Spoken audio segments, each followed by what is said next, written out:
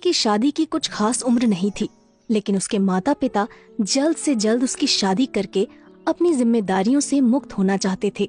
जल्द ही शिवांगी के पिता को वासीपुर का एक लड़का पसंद आ गया और वो शिवांगी को लेकर उस लड़के को देखने चले गए। असल में जिस लड़के को शिवांगी ने पसंद किया था वो सेना में एक अफसर था जिसका नाम अभिमन्यु था।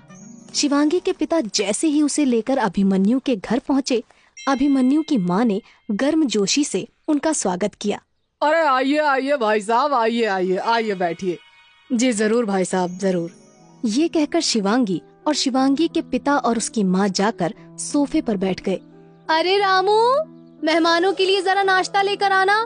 अभिमन्यु के घर का नौकर रामू सभी के लिए हॉल में नाश्ता लेकर आ गया। अभिमन्यु की माँ ने सभी को नाश्ता दिया और फिर शिवांगी को देखने लगी। भाई साहब, आपकी बेटी तो बिल्कुल परी की तरह सुंदर है। बेटा शिवांगी, तुम्हें क्या पसंद है? जी मुझे बैडमिंटन खेलना और खाना बनाना और किताबें पढ़ना बहुत पसंद है। अरे वाह, तुम्हें तो किताबों के साथ खेल कूद भी पसंद है। मेरा अभिमन्यु भी बिल्कुल तुम्हारी तरह है, तुम्हारी तरह शांत और खेल कूद और किताबों में भी उसकी बहुत दिलचस्पी है। ऐसे ही थोड़ी देर तक अभिमन्यु की माँ शिवांगी और उसके माता पिता से बातें करती रही। अरे बातों बातों में मैं तो आपको अभिमन्यु से मिलवाना तो भूल ही गई। आप बहुत अच्छे समय पर घर आए हैं। अभिमन्यु कुछ दिन पहले ही छुट्टी लेकर घर पर आया है। बेटा अभिमन्यु। अपनी माँ के बुलाते ही थोड़ी देर में हॉल में एक लंबा चौड़ा आदमी आया।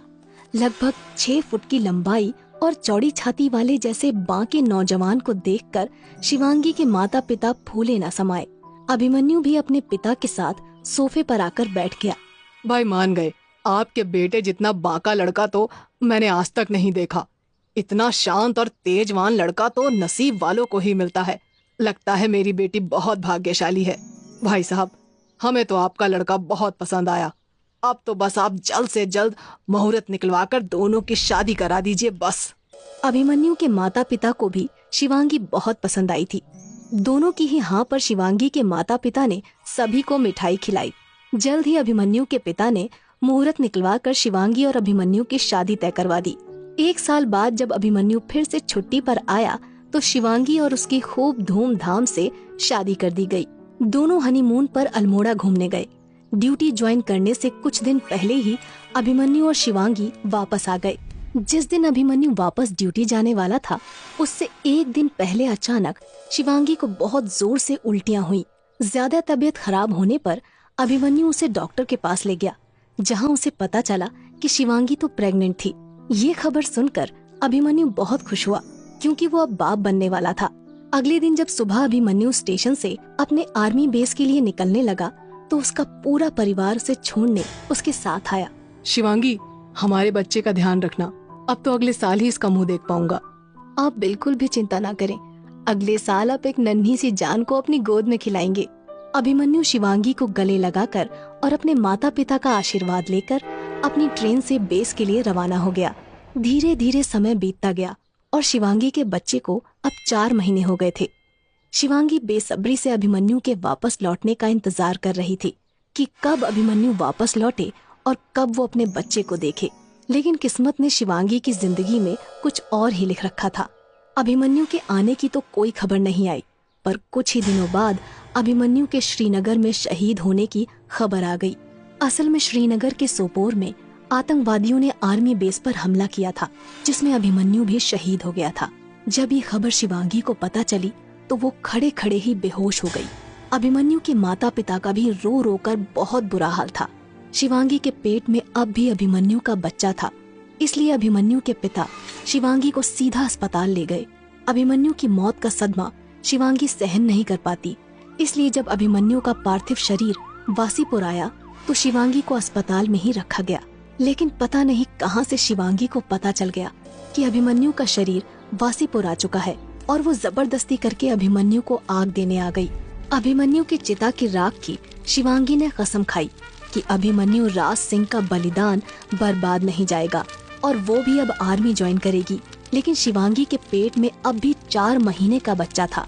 अभिमन्यु के माता पिता ने शिवांगी को इस हालत में ऐसी कसम खाने से मना किया, लेकिन शिवांगी की जिद देखकर उन्होंने उसका साथ देना सही समझा। 9 महीने तक पेट में बच्चे को रखने के बावजूद शिवांगी ने आर्मी ज्वाइन करके अपनी तैयारी जारी रखी और साथ ही साथ अपने और अपने बच्चे का भी ध्यान रखा। अभिमन्यु के शहीद होने के 5 महीने बाद शिवांगी ने एक लड़के को जन्म दिया। 5 महीनों के दुख के बाद एक बार फिर से अभिमन्यु के परिवार में खुशियां आईं। लेकिन शिवांगी अपने लक्ष्य के लिए बहुत गंभीर थी और उसने उसी साल आर्मी की परीक्षा दी। लिखित परीक्षा पास करने के बाद शिवांगी ने मेडिकल भी पास कर लिया और आर्मी ज्वाइन कर ली। लेकिन इन सबके बीच शिवांगी ने एक माँ का फर्ज नहीं भूला और अपने बच्चे का भी बहुत ध्यान रखा। जल्द ही शिवांगी को उसी आर्मी बेस पर पोस्टिंग मिल गई जहाँ पर अभिमन्यु शहीद हुआ था। एक दिन सोपोर बेस में आर्मी को लीड मिली कि पास में 3 आतंकी हमला करने की फिराक में घात लगाए बैठे हैं।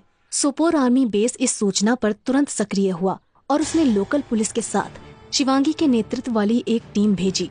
शिवांगी ने अपनी टीम और लोकल पुलिस के साथ पास वाले गांव जहां आतंकी छिपे बैठे थे उसकी घेराबंदी कर ली।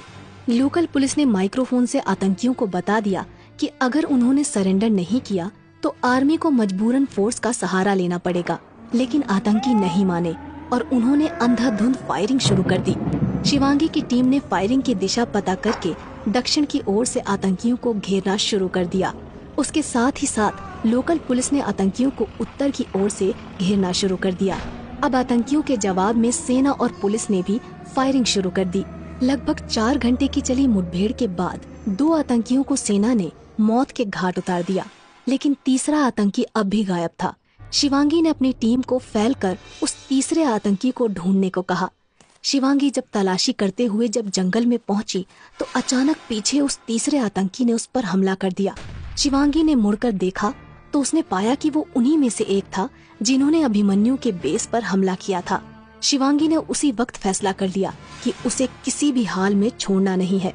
शिवांगी ने अपनी सर्विस वाली चाकू निकाली और उस आतंकी से हाथों से ही लड़ाई करने लगी।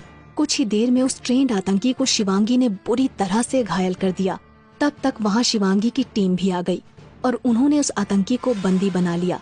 शिवांगी के कलेजे को आज इतनी ठंडक मिली थी जिसे वो शब्दों में बयां नहीं कर सकती थी। आज उसने अपने पति की मौत और उन सभी शहीदों का बदला लिया था।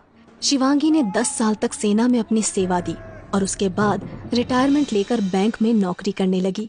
शिवांगी के बेटे शिव ने भी बड़े होकर आर्मी ज्वाइन की और देश सेवा में लग गया। किसने सोचा था कि एक औरत जिसके पेट में 4 महीने का बच्चा है, उसके अंदर अपने पति की शहादत का बदला लेने की ऐसी आग उठेगी